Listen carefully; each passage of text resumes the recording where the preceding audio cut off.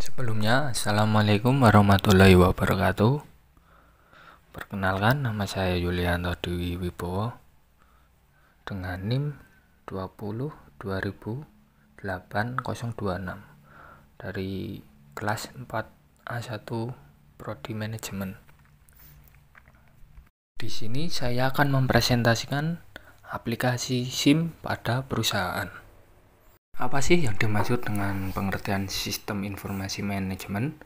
Sistem informasi manajemen adalah bagian dari pengendalian internal suatu bisnis yang meliputi pemanfaatan manusia, dokumen, teknologi, dan prosedur oleh akuntansi manajemen untuk memecahkan masalah bisnis seperti biaya produk, layanan, atau suatu strategi bisnis.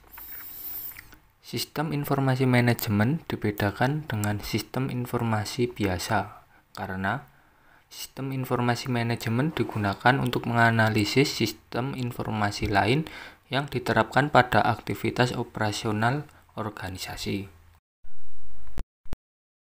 Selanjutnya, tahapan proses manajemen dibagi menjadi 3. Yang pertama, perencanaan.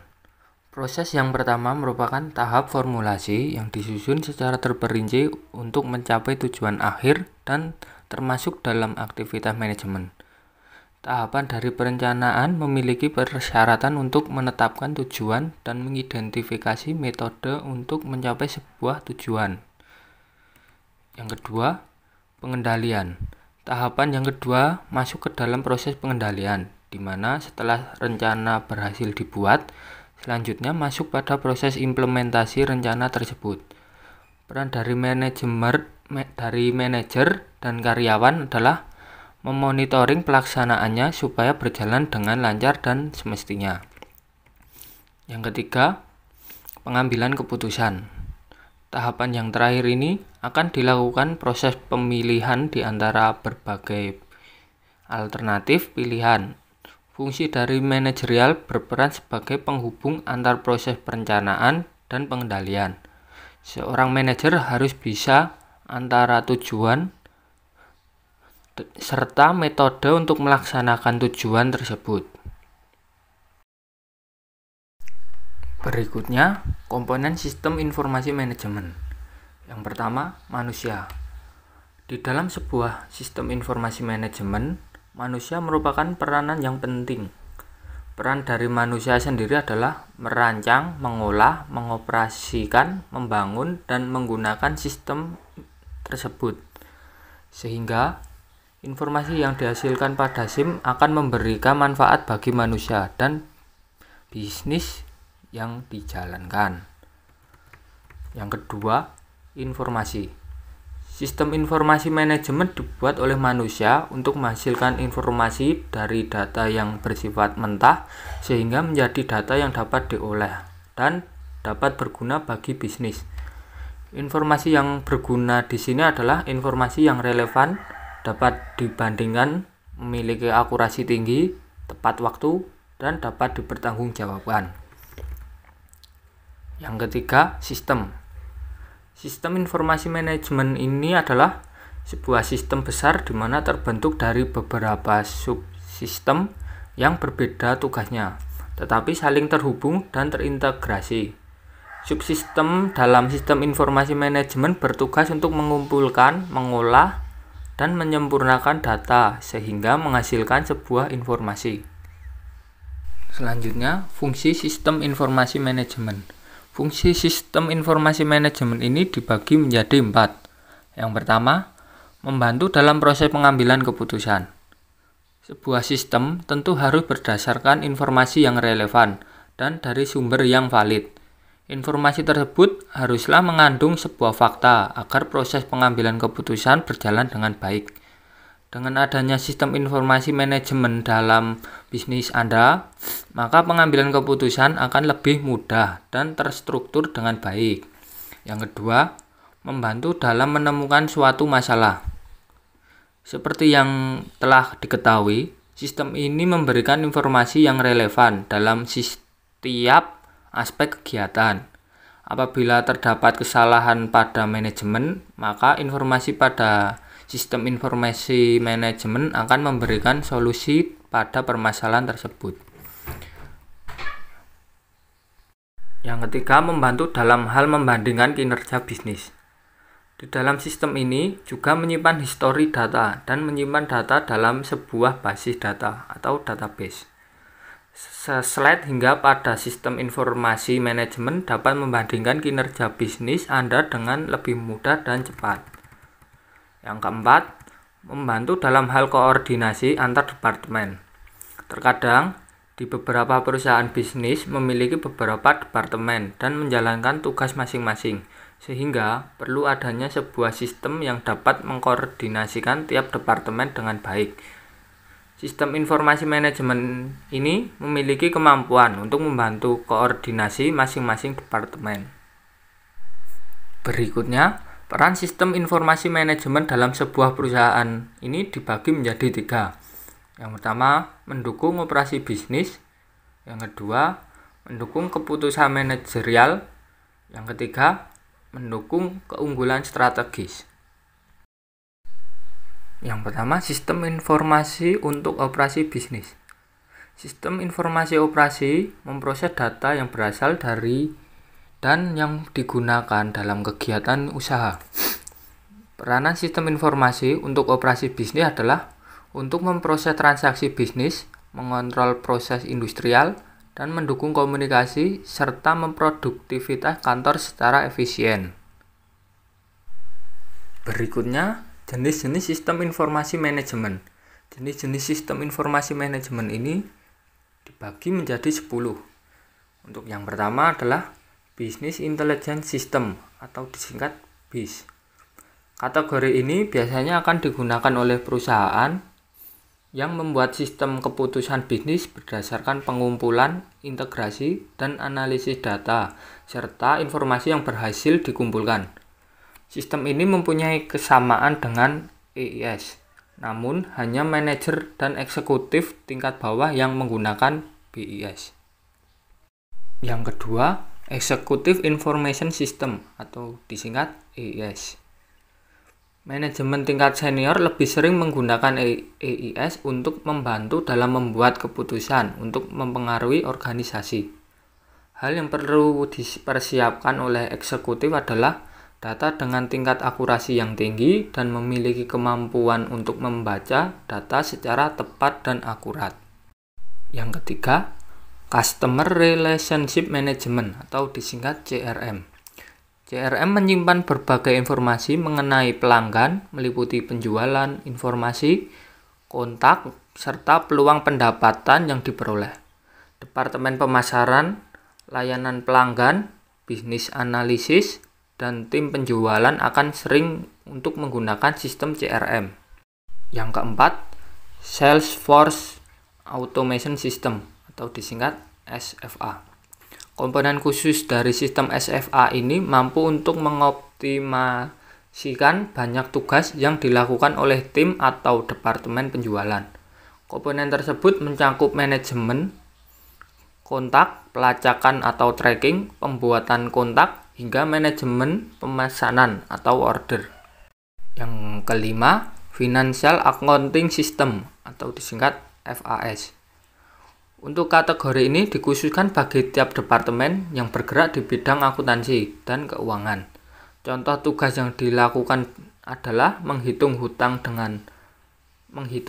dagang atau AP dan piutang dagang atau disingkat AR. Yang keenam, Knowledge Management System atau disingkat KMS. Sebuah layanan pelanggan dapat memanfaatkan KMS untuk menjawab setiap pertanyaan, serta memberikan solusi dari permasalahan yang ada. Yang ketujuh, Marketing Information System atau disingkat MKIS. Tim pemasaran atau marketing menggunakan MKIS untuk dapat melaporkan efektivitas dari proses pemasaran yang telah dilakukan. Selain itu, juga dimanfaatkan sebagai data yang dapat dianalisa untuk membantu marketing di masa yang akan datang. Yang kedelapan, Supply Chain Management System atau disingkat SCM. Contoh perusahaan yang menggunakan SCM adalah bisnis retail dan manufaktur yang mana digunakan untuk melacak aliran sumber daya, bahan, dan layanan mulai awal pengembangan hingga proses pengiriman atau distribusi produk. Yang kesembilan, Transaction Processing System atau disingkat TPS. Point of Sale juga termasuk ke dalam TPS, di mana sistem tersebut dapat memungkinkan wisatawan dapat mencari hotel atau tempat penginapan secara cepat dan berkualitas. Tugas seorang karyawan di sini adalah menggunakan data sebaik mungkin untuk melaporkan tren penjualan secara bertahap. Dan yang terakhir, Human Resource Management System atau disingkat HRMS. Kategori yang terakhir ini digunakan untuk melakukan pencatatan kinerja dari karyawan serta menyusun laporan data gaji pegawai. Berikutnya, contoh penerapan sistem informasi manajemen dalam bisnis. Yang pertama, Enterprise Resource Planning atau disingkat ERP. Untuk sistem ini sangat sering digunakan oleh perusahaan besar. Tidak menutup kemungkinan perusahaan kecil maupun rintisan juga dapat menggunakan sistem ini. ERP sendiri digunakan untuk memanajemen dan mengelola data yang terintegrasi antara unit dalam perusahaan. Yang kedua, Supply Chain Management atau disingkat SCM. Sistem ini sangat bermanfaat bagi pihak manajemen untuk melakukan integrasi data. Contohnya seperti manajemen suplai bahan baku dimulai dari pemasok, produsen, pengecer, hingga konsumen. Yang ketiga, Transaction Processing System atau disingkat TPS. Sistem yang selanjutnya adalah TPS, yang berfungsi untuk melakukan proses data dalam jumlah besar serta transaksi yang besar dan dilakukan secara rutin. Sistem ini sangat cocok untuk bisnis yang bergerak dalam hal keuangan seperti inventaris, bank, dan lain-lain. Yang keempat, Office Automation System atau disingkat OAS. Sistem yang keempat ini adalah yang digunakan untuk memperlancar komunikasi antar departemen dalam satu perusahaan, kemudian dan mengintegrasikan antar server dalam perusahaan. Contohnya penggunaan email. Yang kelima, Informatic Management System atau disingkat IMS. Dalam sistem ini mendukung proses spektrum tugas dalam organisasi. Yang dimaksud spektrum di sini adalah menggabungkan beberapa tugas menjadi satu dan saling terintegrasi. Yang keenam, Knowledge Work System atau disingkat KWS. Sistem yang satu ini lebih mengarah dalam hal mengintegrasikan pengetahuan baru dalam sebuah organisasi atau entitas. Pengetahuan maksudnya ini adalah sebuah hal baru yang dapat meningkatkan produktivitas dalam bisnis yang Anda jalankan. Yang ketujuh, Group Decision Support System atau GDSS dan Computer Support Collaborative Work System atau CSCWS. GDSS sendiri merupakan sistem yang berfungsi untuk mencari solusi dari sebuah perusahaan yang diperoleh melalui pengumpulan pengetahuan dalam kelompok dan tidak bersifat individu. Pada umumnya, dapat berupa kuesioner, skenario, maupun konsultasi. Contoh dari sistem ini adalah e-government. Yang ke-8, Expert System atau disingkat ES dan Artificial Intelligence atau disingkat AI. Dalam sistem ini sedikit berbeda dengan sistem yang lain karena penerapannya menggunakan kecerdasan buatan. Fungsi dari sistem ini adalah dapat menganalisis permasalahan dengan bantuan tenaga ahli yang telah diprogram sebelumnya. Contoh penerapan ES dan AI ini adalah dalam pembuatan sistem jadwal mekanik. Yang ke-9, Executive Support System atau disingkat ESS. Pada sistem ini cenderung menguntungkan pada seorang manajer karena ESS mampu membantu manajer dalam membantu berinteraksi dengan lingkungan perusahaan. Interaksi tersebut dapat berupa bantuan grafik dan alat komunikasi lainnya. Yang terakhir, Decision Support System atau disingkat DSS. Untuk sistem terakhir ini sangat membantu seorang manajer dalam mengambil sebuah keputusan dengan cara mengamati lingkungan di dalam perusahaan. Pengamatan di sini sangat penting agar bisnis yang dijalankan dapat berkembang dan meningkatkan produktivitas. Sistem informasi untuk pengambilan keputusan manajemen. Sistem informasi manajemen atau SIM merupakan sistem informasi yang dirancang untuk menyediakan informasi akurat, tepat waktu, dan relevan yang dibutuhkan untuk pengambilan keputusan oleh para manajer. Berikut konsep sistem informasi manajemen yang efektif dan efisien. Yang pertama, menekankan pada orientasi manajemen atau manajemen orientation dari pemrosesan informasi pada bisnis yang bertujuan mendukung pengambilan keputusan manajemen. Yang kedua, menekankan bahwa kerangka sistem atau sistem framework harus digunakan untuk mengatur penggunaan sistem informasi. Penggunaan sistem informasi pada bisnis harus dilihat sebagai suatu integrasi dan berhubungan, tidak sebagai proses yang berdiri sendiri. Selanjutnya, mendukung keunggulan strategis. Sebuah perusahaan dapat bertahan dan sukses dalam waktu yang lama jika perusahaan itu sukses membangun strategi untuk melawan kekuatan persaingan yang berupa: yang pertama, persaingan dari para pesaing yang berada di industri yang sama. Yang kedua, ancaman dari perusahaan baru. Yang ketiga, ancaman dari produk pengganti. Yang keempat, kekuatan tawar-menawar dari konsumen. Dan yang terakhir, kekuatan tawar-menawar dari pemasok. Kelima faktor tersebut merupakan hal-hal yang harus diperhatikan dalam membangun upaya pemasaran yang mengarah kepada competitive advantage strategis.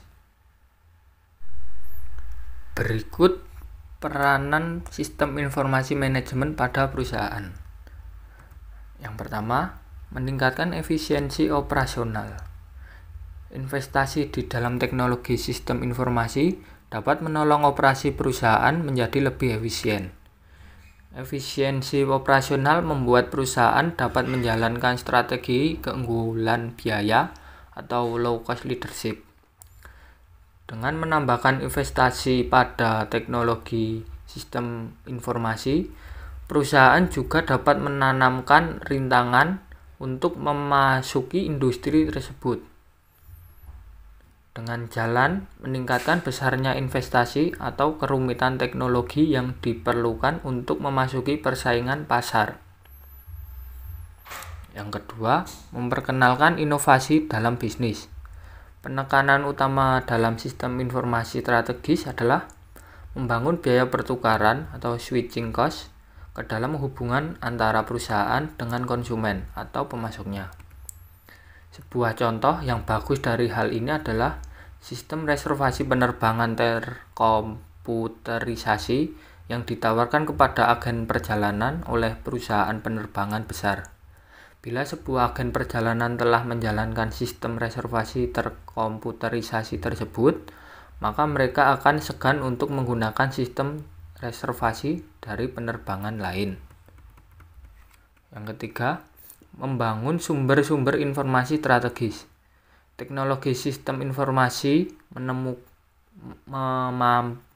memampukan perusahaan untuk membangun sumber informasi strategis, sehingga mendapat kesempatan dalam keuntungan strategis. Hal ini berarti memperoleh perangkat keras dan perangkat lunak, mengembangkan jaringan telekomunikasi, menyewa spesialis sistem informasi, dan melatih end user. Sebagai contoh, banyak usaha yang menggunakan informasi berbasis komputer tentang konsumen mereka untuk membantu merancang kampanye pemasaran untuk menjual produk baru kepada konsumen. Berikut beberapa strategi bersaing yang dapat dibangun untuk memenangkan persaingan. Yang pertama, cost leadership atau keunggulan biaya. Cost leadership ini ialah memproduksi barang atau jasa dengan biaya yang rendah. Yang kedua, product differentiation atau perbedaan produk. Ialah mengembangkan cara untuk menghasilkan produk atau jasa dengan berbeda dengan pesaing. Yang ketiga, innovation, yaitu menemukan cara baru untuk menjalankan usaha termasuk di dalamnya pengembangan produk baru dan cara baru dalam memproduksi atau mendistribusikan produk dan jasa. Berikut hambatan dalam implementasi sistem informasi manajemen. Yang pertama, hambatan sebuah organisasi dalam mengimplementasikan sistem informasi manajemen bisa berupa kurangnya kelengkapan fasilitas yang memadai.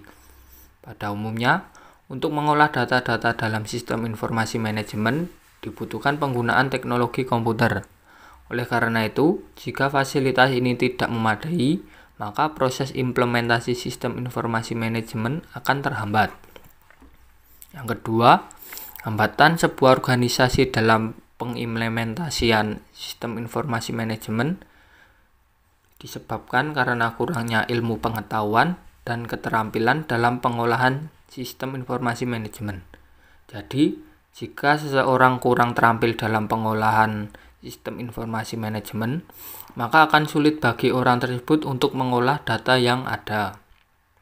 Sekian presentasi dari saya, ada kurangnya saya mohon maaf. Wassalamualaikum warahmatullahi wabarakatuh.